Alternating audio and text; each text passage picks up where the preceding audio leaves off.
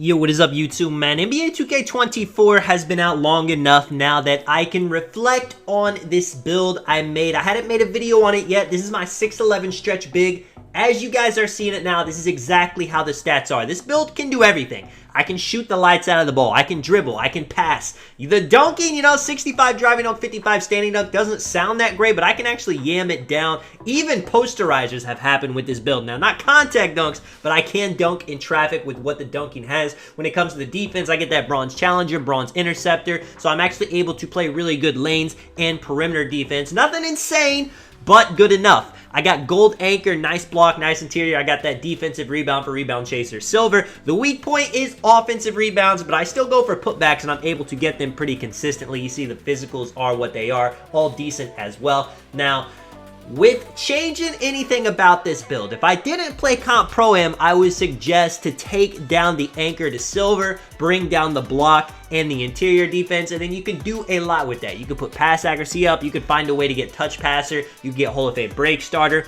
I could add this just straight to offensive rebounding to add another part of my game. I could up the weight on this build, and I could get 90 strength, so I could get that gold immovable enforcer. I'm going to be showing you guys everything I'm talking about in this too. I could upgrade my standing dunk to get some fast twitch to be more dominant in the paint. I could upgrade my driving dunk to get better dunks in traffic, even though 65 works out very well. I could have close shots, so I could add the post hooks to my game. I could do a million different things, and I have thought about it. Now, what is my recommendation to you guys? If you don't play Comp Pro-Am, if you're not trying to sweat super hard, then I would say go ahead and bring the anchor down to silver instead of gold. Now, for me, I'm swinging on rotations. I'm getting stuck guarding, mashing 7-foot inside center, so I like having the gold anchor. I'm actually getting a lot of blocks, and I'm stopping dudes in the paint with the gold anchor. So, for me, I wouldn't change anything about this build, but I know most of you guys, you're not trying to play Comp Pro-Am, you're not trying to play sweaty stage, anything like that. You're not trying to always rotate. If that sounds like you, and if that was me, I would take down my block to 87, my interior to 72 or 74 maybe to get that post move lockdown on bronze, and then I would get this build to 90 strength, and then I would just divide up the rest of the attributes. Having more weight would give me a higher defensive rebound, so I could get that box out beast on gold instead of silver, so I'd put the defensive rebound to 85. I would also put some of the points in the O board after that. Now, if you are trying to play as the main big, it's not always the best idea to bring the stretch big out to play the 5 in rec in 5v5 Pro-Am, but if you are going to, then keep it exactly the way I have it. Make sure you have that gold anchor, because I know defense is good in this game. You can get away with silver, and that's why I'm recommending that you could do this to have better stats in other places on this build. But if you're playing against a big, beefy, thick center that is dominating the paint, you're going to want to have that anchor on gold. And there's nothing more valuable than being able to get stops in the paint as a big. If you are just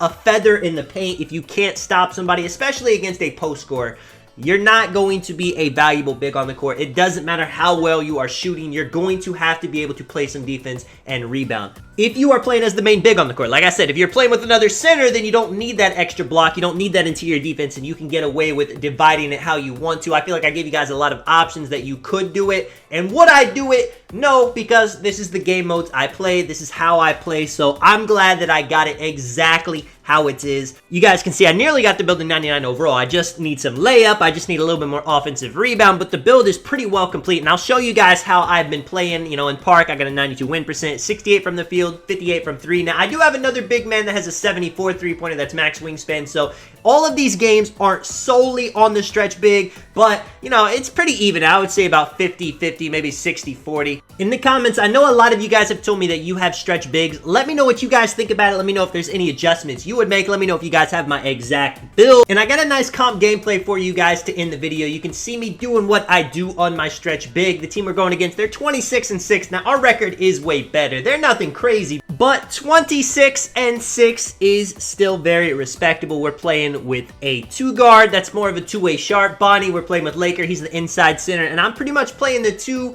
as a stretch big. You're going to see me do a lot in this video. Now, real quick, shout out to Bonnie. He has a bit of a rough game. It happens, you know, I can't pick everybody's perfect gameplays for my videos. Just know, usually he's cooking up, you know, one of the best two guards in the entire game. You can see right here, he's got that Magic Johnson dribble style going left, right. I start off with a nice post hop shot right here. That's why I love having this post control mixed with the mid-range, man. I mean, you see Blinders pops up for that. Deadeye Gold pops up for that. Post Fade Phenom Hall of Fame pops up for that. You got so many badges. A lot of people think, you know, the MIDI is way too high, but MIDI rules NBA 2K24. People are struggling to dunk in traffic. People are struggling to get wide open three-pointers on locks. I mean, even getting contested three-pointers is tough before the ball's getting plucked. But if you can work that mid-range, it is going to be very valuable for you right here. Laker setting a nice screen. The lock, though, like I said, he's playing pretty decent defense getting through screens. I mean, right there, the big's just sitting in the paint, and it ends up working out for him because he's still able to get a contest. Now, right here, Laker with the board. I'm wide open for the three. I hit that catch and shoot. It's going to be automatic every single time once you guys get a good jump shot. And I've dropped a couple of stretch big jump shots on the channel. I'll be dropping a couple of more, but definitely check those out if you guys are struggling to shoot. On defense, I really mean this. This build can do whatever you want it to do. Now, usually I'm playing with better stat defenders than me on the court, but that's nice paint defense right there. That's that gold anchor 100% smothered. That's that 86 pass accuracy right there. You see the gold anchor popping up. I can guard ball. I can guard corner. I can guard the big. I can really do whatever I want. You may be thinking, is 75 speed enough to handle guards? Yes, it is. Whenever we have to switch, I do not hesitate to switch. I cannot wait to guard ball, and that bronze challenger pops up a lot. You are going to get unbelievable yellow and red contests on even PGs very consistently. Now check this out right here. He ends up getting a backdoor right there. That's my fault. The way to play backdoors this year is you just got to cut them off a little bit. You got to be in front of them. If they end up getting in front of you, you're in bad position. That's going to say open a lot of the time, man. Look at this lockdown. This is what I'm talking about. Locks are even stripping PGs, so it's nice having a build like mine on the court where maybe our PG is going to struggle. Lakers and inside, we need some creating. I mean, look at this, man. I'm just trolling. I'm running all the way around for no reason. I just found it funny that he was stuck a little bit right there, and you know, I like keeping my badges. You see Mini Magician Hall of Fame as well. In games, I make sure to get a couple of post hop shots. I make sure to get a couple of dribble pull-ups. I like to keep all my badges on Hall of Fame, open looks on Hall of Fame, of course. Bonnie right here in the corner. Could have dotted me, took the three. He's usually making that shot. Unfortunately, misses it, man. But look at the hustle. I mean, you can't teach that. That is just hard work. Even on the video game, Laker gets the nice standing meter right there. And we're taking off. Bonnie ripping the ball off him right here. Fortunately for them, unfortunate for us that they get to keep it. But that does give us an opportunity to play some more defense. Now, like I said, Bonnie, Laker, they both have better defensive builds than me, so they want me to guard corner. I can do that so easily. I can help out in the paint if I need to. Laker with the board right there. The one weak thing about this build is the O board 100%, but I go for putbacks a lot, and it ends up working out. That 70 ball control right here. I don't do anything crazy, but I'm actually able to create a nice MIDI right there. Now, if you're playing somebody with gold glove, Hall of Fame glove, they might rip it off you, so you do got to stay away from them.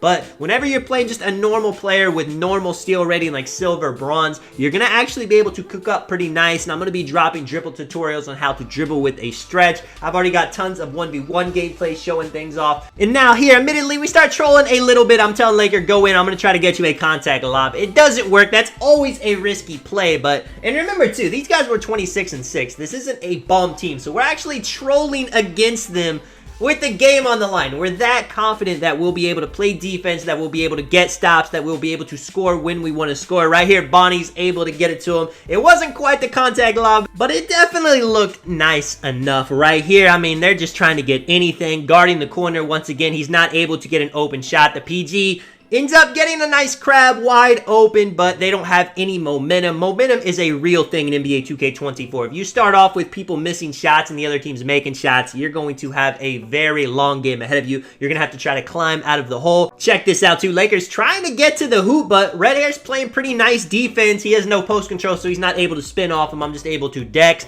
get the wide open three. This build is a stretch big at the end of the day. This build is out here to shoot the lights out of the ball. ball to hit every single shot. It can just do so much more than that. It can dribble. It can rebound. I mean, look at that 83 rebound, break starter on gold right there. An absolute dot to Bonnie. Unfortunately, not going in this game, but it does not matter because we got a nice lead. We got all the momentum. And I'll skip ahead a little bit. This game is over. Check this out. A beautiful dot to Laker. Let me know if you guys enjoyed the video. If you do want to drop a like and subscribe, of course, I appreciate it a ton. As always, man, this is Sonic. I will catch you guys in the next one. I'm out.